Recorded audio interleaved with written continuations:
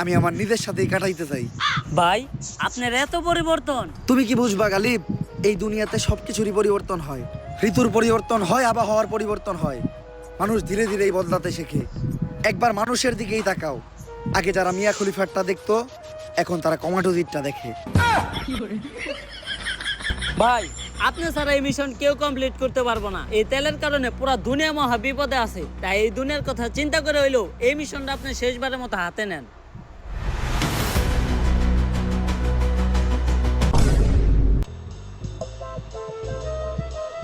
এই মিশনটা অন্য সব মিশনের মতো এতটাও সহজ হইব না। গাড়ি চলে না কারণ দেশে তেল নাই।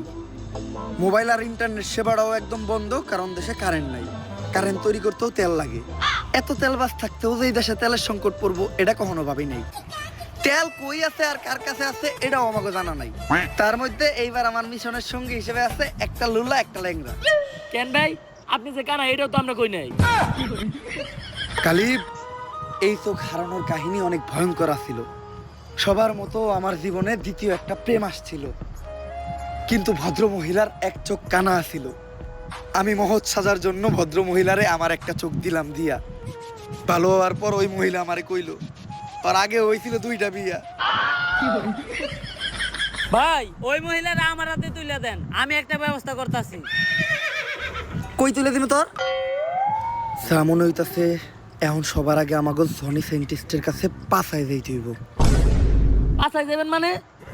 আরে পাছা মানে পাছা গবেষণা কেন্দ্র।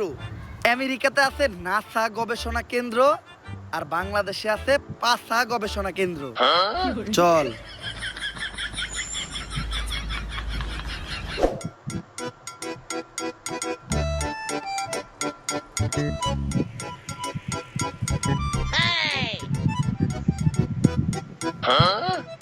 ইয়াস, রেডি। এটা কি বানাইলা সাইন্টিস্ট? অনেক অল্প বয়সী পোলাপান নিজের বাম হাত ব্যবহার করিয়া তাদের শরীরের অনেক বড় ক্ষতি করে ফেলাইছে। এটা তাদের শরীরে ক্ষতিপূরণ করবো। সায়েন্টিস্ট তাইলে এটা আমার একটা দেন। তোর তো হাতই নাই। হাত নাই দিয়ে কি হয়েছে, পাও তো আছে। কিন্তু স্যার পাঁচটা গবেষণা কেন্দ্রের কামটা কি? ওই নাসার মতো একই, বেশি ডিফারেন্স নাই। খালি নাসা রকেটে করে চাঁদে লোক পাঠায়, আর পাঁচা ট্রাকে বেরে না তাকে মিছিলে লোক পাঠায়। এজেন্ট, তুমি হঠাৎ আমার কাছে কি মনে করিয়া?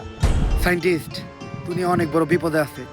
তুমি তো জানোই দুনিয়াতে তেল নাই, তেলের অভাবে বিদ্যুৎও নাই, ইন্টারনেট নাই, যোগাযোগের কোনো ব্যবস্থা নাই, যাতায়াতের কিছু নাই।